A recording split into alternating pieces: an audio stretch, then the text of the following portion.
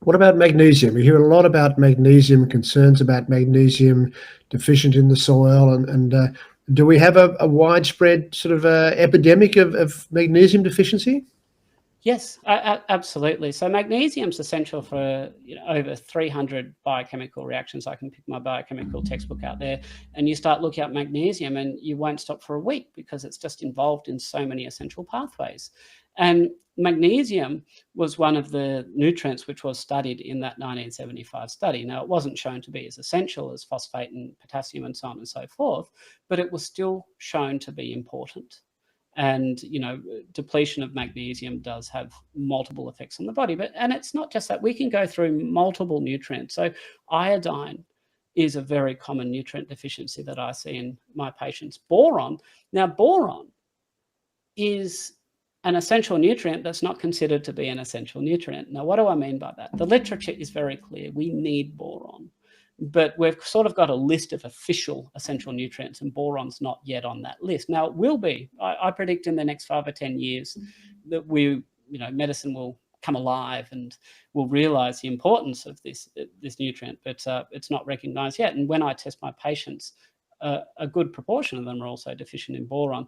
So the problem is we can't go testing every single nutrient in every single patient. So it's much better to just make sure that you're having as well-balanced and nutrient-dense a diet as you can. And what that really means is that we need to be eating animal foods. The other problem is, and this is a huge problem in my patients, that just because you're consuming a nutrient does not mean that you're absorbing the nutrient. So, I, for example, might find a B12 deficiency in a patient who's eating meat every other day. And what's actually happening is the absorption of B12 is very complex in the body. There's a lot of things that can go wrong. It's not unusual for people with, say, celiac disease. They end up with problems in their stomach and their small intestine, and areas where those nutrients, particular nutrients, get absorbed or affected. They might end up low in calcium, for example, or so on and so forth. So the way around this is to also understand that sometimes the foods we eat can cause inflammation, and it can affect our gastrointestinal system. So, for example, I've seen lots of patients who have been nutrient deficient despite consuming those nutrients in the diet. And the solution to the problem is not to supplement with more nutrients, it's to remove whatever is causing that inflammation.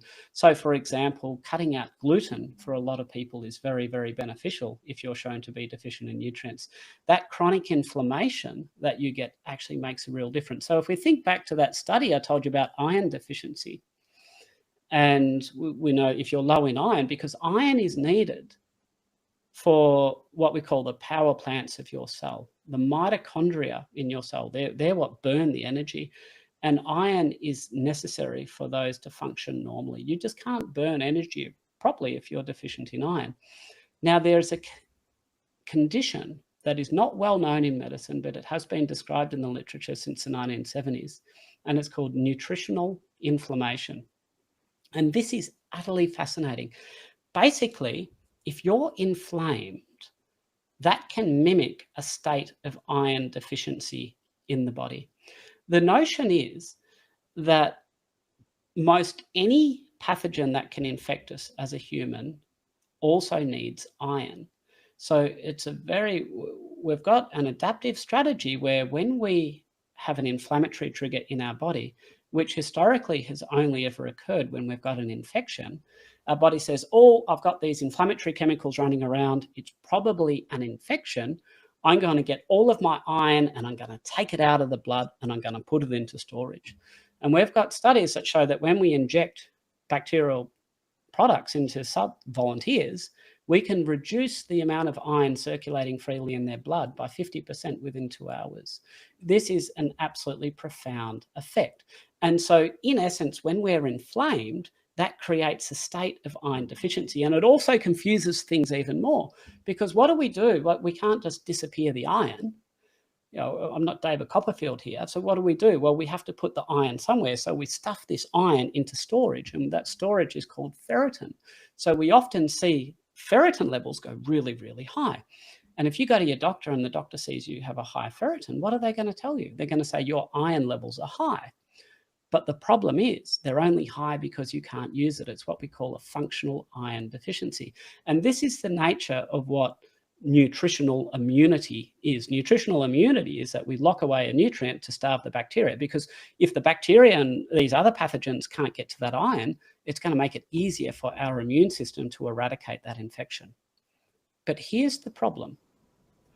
What happens if you have inflammation from another cause? What happens if you're developing inflammation because you're having a whole heap of junk food?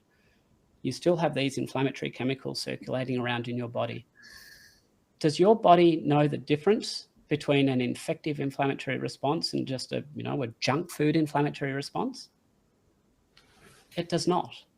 You still can end up, if you're eating a lot of these inflammatory foods, might be a lot of gluten, might be a lot of sugar, what have you, seed oils, then your body can end up locking iron away as well.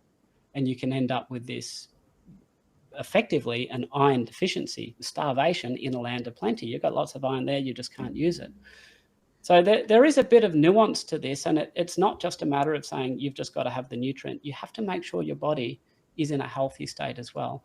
And for that end, eliminating a lot of grains, and it's not just the carbohydrate content of grains that we worry about, but grains are inherently inflammatory, especially when you consider that they're often laden with oodles and oodles of pesticides.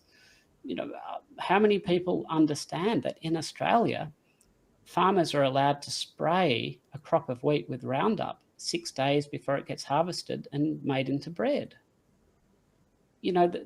Our food supply now is not what it used to be.